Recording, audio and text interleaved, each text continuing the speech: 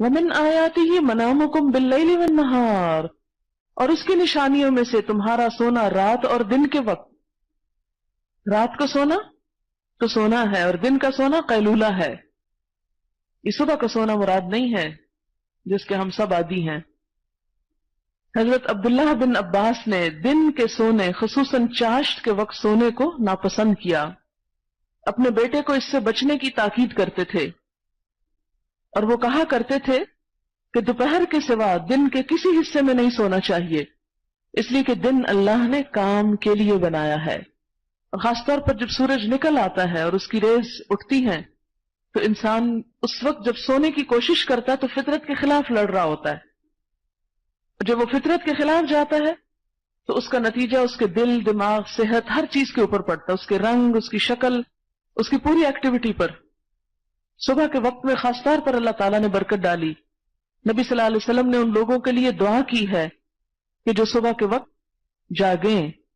آپ صلی اللہ علیہ وسلم نے فرمایا اللہم بارک لامتی فی بکورہا، اے اللہ میری امت کی صبح میں برکت ڈال دے.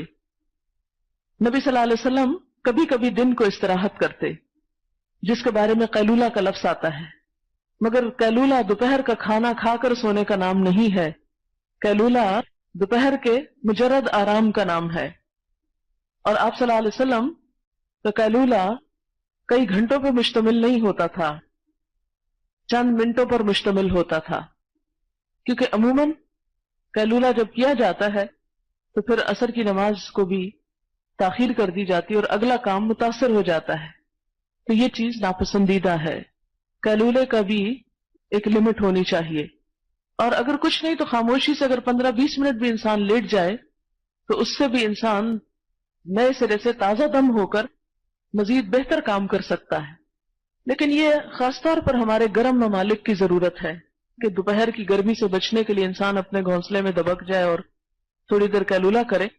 لیکن اگر ہم اپنے جدید دور کے جو ذرائع ہیں ان سے کام لے کے اگر اپنے انوائرنمنٹ کو بہتر بنا لیں تو ہمیں اس کی ضرورت کم ہوگی، کیونکہ دن کا جو میجر حصہ کام کا ہوتا ہے وہ پھر ہم محض کھانے کے بعد آرام کے بعد چائے، اور چائے کے بعد بس پھر ایسے ہی وہ دن سلپ ہو جاتا ہے ہاتھ سے.